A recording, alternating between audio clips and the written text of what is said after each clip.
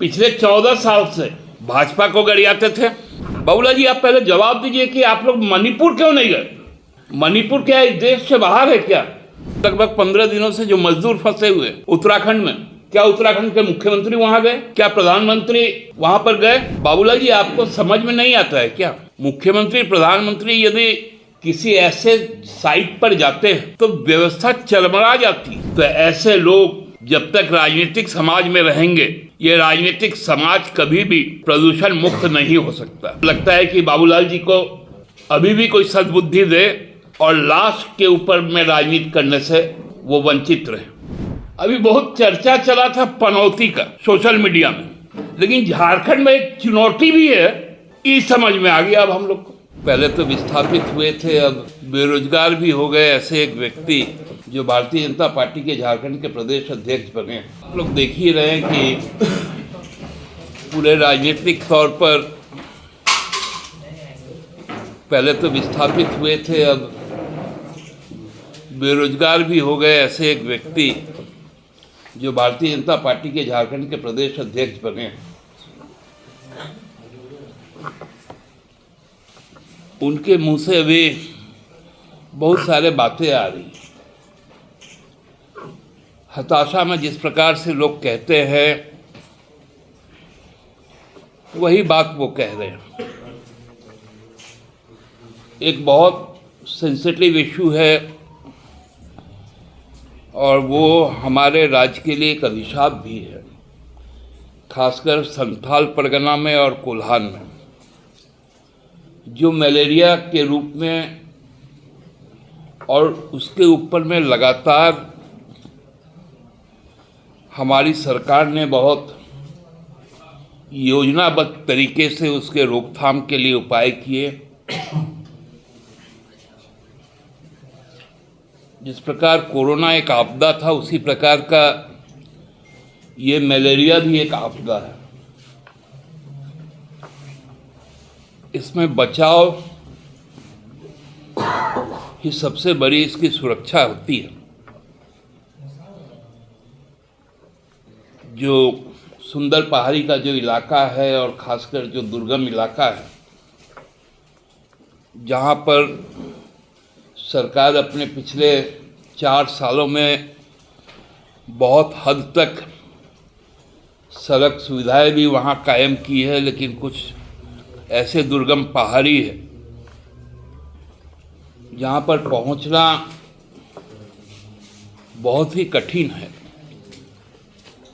और वो जो टोपोलॉजी है उसको यदि आप ज़्यादा डिस्ट्रैक्ट कीजिएगा तो जो आज उत्तराखंड का हाल है कि इतना ना पहाड़ को आप काटते रहे कि अब लोग का जीवन नाश होते जा रहा है। और जो आदिम जनजाति है वहाँ का जो पहाड़िया, माल पहाड़िया, वो उन्हीं जगहों पर निवास भी करते हैं, उनको वहाँ से विस्थापित भी नहीं किया जा सकता। तो वहाँ पर ये बीमारी का जैसे ही प्रकोप हुआ, प्रशासन ने तुरंत वहाँ पहुँचने का काम किया। हमारे जो स्थानीय सांसद है विजय हाजरा जी, वो सबसे पहले पहुँचे सोमवार को, विगत सोमवार को। वहाँ मेडिकल कैंप लगा, लोगों के इलाज की व्यवस्था सुनिश्चित की गई और उसके बाद कुछ दुखद बच्चों की मौतें भी हुई। और ठीक उसके बाद दिन से वहाँ बीमारी पर, मौत पर राजनीति शुरू हो गई। पहले गोड्डा के सांसद वहाँ पहुँच गए और मेडिकल कैंप में खड़े होकर कहा कि यहाँ इलाज की कोई सुविधा नहीं। उसके बाद इधर पिछले दिनों बाबूलाल जी भी पहुंच गए और ऐसा वहां ड्रामा किए कि मोटरसाइकिल में बैठ के हम गए, जबकि वहां एम्बुलेंस लगी हुई है। लोगों के बीच में मेडिकेटेड मॉस्किटो जो जरूरी दवाएं हैं वो पहुंच गए, खाना पीने का सामान पहुंच गया, जो प्रभावित परिवार है उनको मुआवजा पहुंच गया, और अनर्गल आरोप लगाना शुरू किया।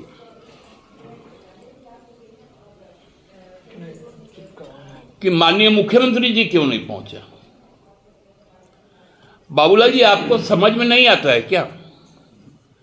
मुख्यमंत्री प्रधानमंत्री यदि किसी ऐसे साइट पर जाते हैं तो व्यवस्था चरमरा जाती है, वहां प्रशासन का ध्यान उनकी तरफ चल जाता है।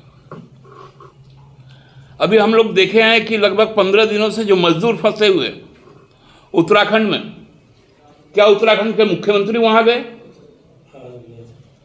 क्या प्रधानमंत्री वहां पर गए? जो यहां उड़ीसा में जब ट्रेन का हादसा हुआ, जब प्रधानमंत्री पहुंचे, 4 घंटे तक रिलीफ ऑपरेशन रोक दिया गया।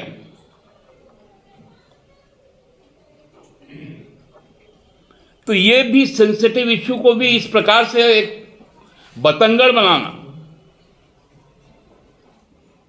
बाबूलाल जी, आप पहले जवाब दीजिए कि आप लोग मणिपुर क्यों नहीं गए?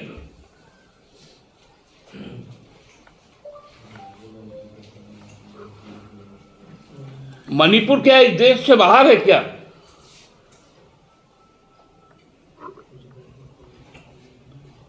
और अब बढ़ेट की बात करते हैं। मुख्यमंत्री हर पल वहां के स्थिति से अवगत है, जरूरी इंस्ट्रक्शन दिया जा रहा है, वहां का कमिश्नर वहां पर बैठा हुआ है, वहां का उपायुक्त वहां पर बैठा हुआ है, वहां का सिविल सर्जन वहां पर बैठा हुआ है, वहां जरूरी हर सामान वहां पर है, वहां का जनप्रतिनिधि, हमारा सांसद वहां पर है।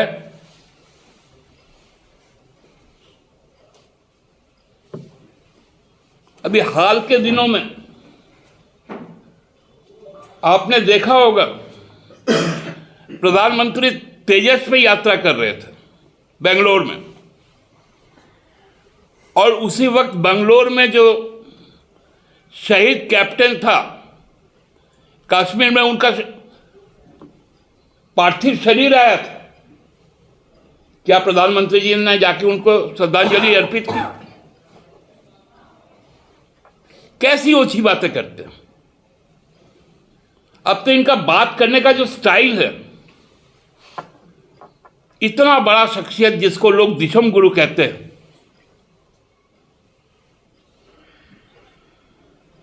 हमको लगता है कि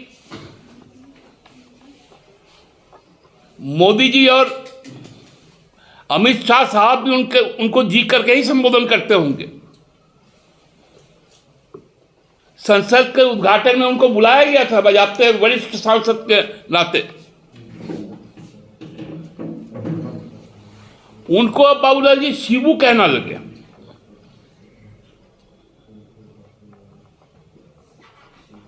अभी बहुत चर्चा चला था पनौती का सोशल मीडिया में, लेकिन झारखंड में एक चुनौती भी है, ये समझ में आ गया अब हम लोग को।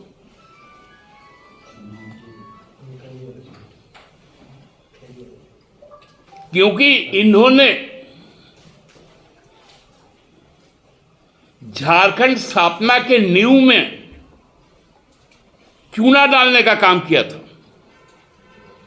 बाबूलाल जी, आप मुख्यमंत्री थे तब करा गोली कांड हुआ था, आप गए थे क्या तब करा? कितने लोगों से मिले थे?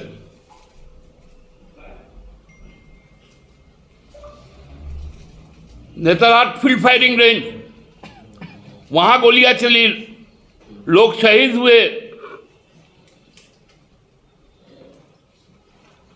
आप गए थे क्या?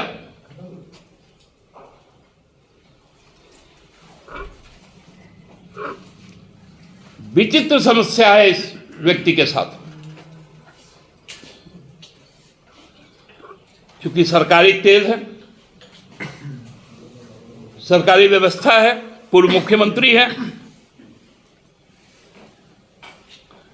जहां जहां मुख्यमंत्री लोगों के सरोकार से जुड़े मुद्दे को लेकर जा रहे हैं, ठीक उसके पीछे पीछे उनका भी भ्रमण हो रहा है। हम कहते हैं भ्रमण करना कोई बुरी बात नहीं, आपको जितना घूमना है घूमिए, लेकिन लोगों के बीच में सेंसिटिव इशू को लेकर जो संवेदनशील मुद्दे हैं उसमें भ्रम मत फैलाइए।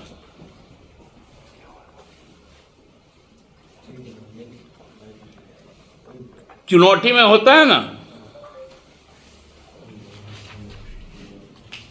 एक तरफ कुछ भुरभुरा बड़ा रहता है, ऊपर में चुना रहता है।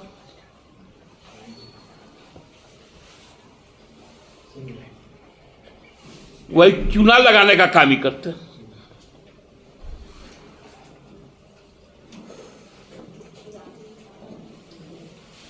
पिछले 14 साल से भाजपा को गरियाते थे, क्या नहीं बोलते थे।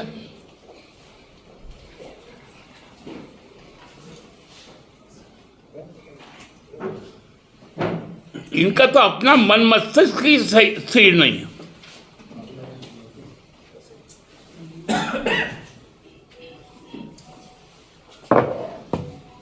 गुरु जी को शिबू कहना,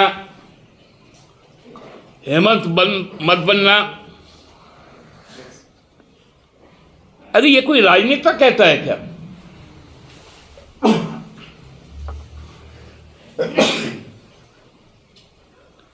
लोगों के अपने आदर्श हैं, लोगों की अपनी पसंद है, और यही जो पसंद होता है, जो चाहत होता है, उसी को जनादेश कहा जाता है। और 2019 का जनादेश बहुत स्पष्ट था कि लोग हेमंत सोरेन जी को चाहते थे। लोग गुरु जी के संघर्ष को सम्मान करते थे, उसलिए यह जनादेश आया था। आपको भी भाजपा के खिलाफ जनादेश था, लेकिन आपने जनादेश का सौदा किया। जनादेश का सौदा करते हुए आपने भारतीय जनता पार्टी ज्वाइन कर ली।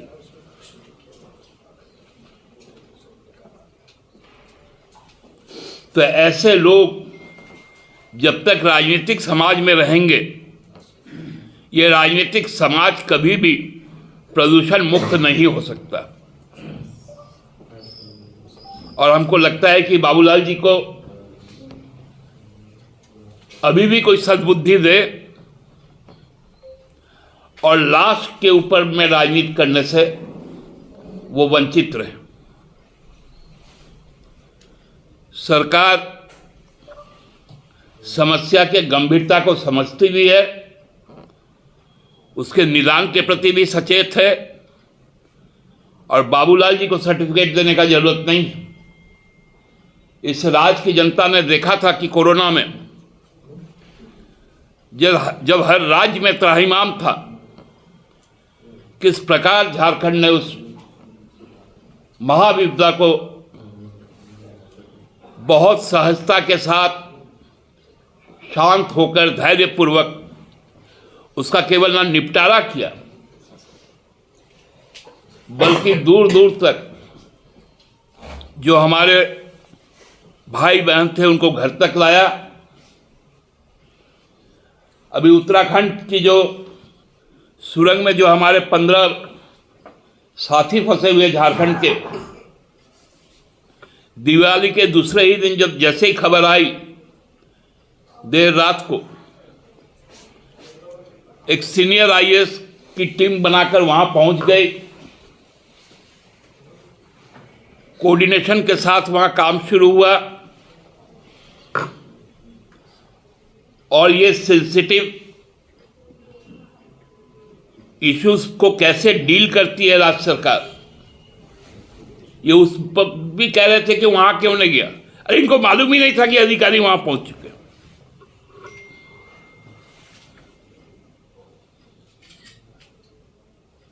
तो हमको सीधा सीधी हम कहते हैं ये चुनौती वाला काम बंद कीजिए।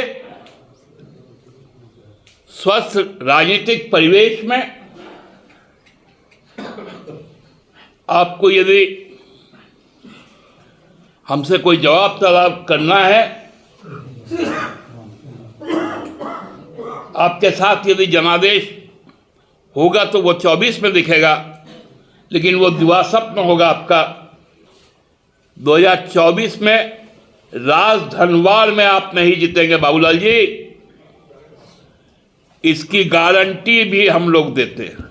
आज आप लोग बहुत भाजपा का गारंटी सुनते हैं, तो ये गारंटी भी ले लीजिए कि राजधनवार नहीं जीतेंगे। बहुत बहुत धन्यवाद।